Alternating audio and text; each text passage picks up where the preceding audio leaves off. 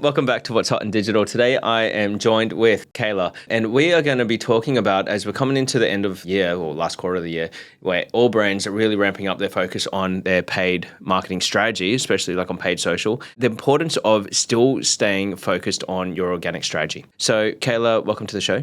Hi.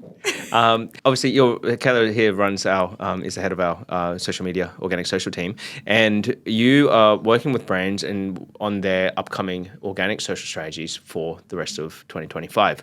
So why should brands, knowing that it's a time where they're spending a lot of budget on new client acquisition, because they know that this is the time of year, especially on the e-commerce side of things where people are purchasing, why is organic so important? With organic, I think anyone who works in agency knows that when a brand is wanting to chop something, they'll go to organic first because they might not see that initial ROI. And it's something that always is a big pain point for me, but not only me, for the paid team, because I guess they're spending all of this investment into the creative and the campaigns and kind of like building this brand identity on digital.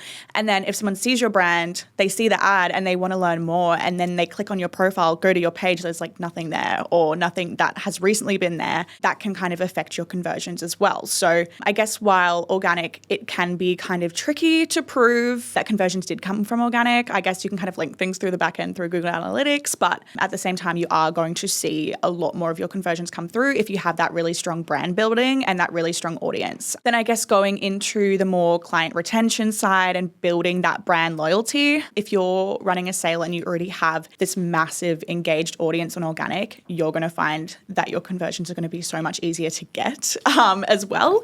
You're going to find that those audiences are also going to be pulled into your remarketing campaign. So the more organic reach and the more content views you're getting, the more people engaging with your page, all those people fall into your remarketing bucket. So it's organic is basically pushing, pushing people into the paid funnel as well. It's not just standing side by side and isolated. 100%.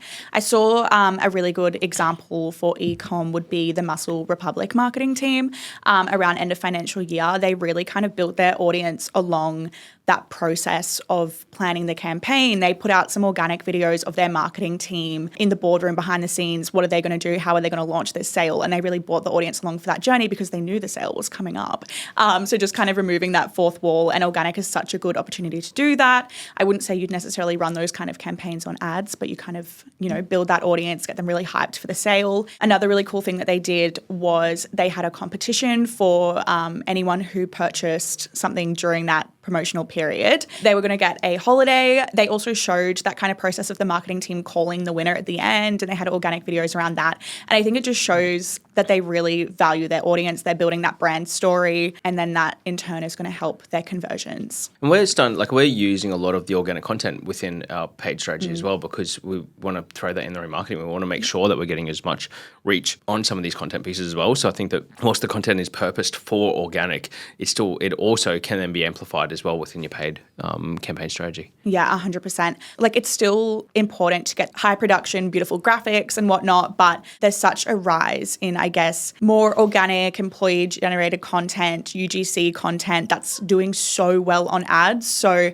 I think there's this really cool opportunity for brands who are investing in their organic content to be able to repurpose that content for ads. And it might mean that potentially they can cut down on, I guess, more polished shoots and have them quarterly. We find with a lot of our clients that we'll do like a quarterly shoot where we get really high-end photography, more high-end videography, and then we'll do some monthly shoots around kind of more like TikTok content that you'd shoot on a phone. And our ads team are just able to use so much of that content, and sometimes they find that it performs better. So I hope that anybody who's been watching is really, getting a bit of an understanding is that it's contributing to your overall revenue growth. Kayla, thank you for joining today. We'll be back with another episode shortly.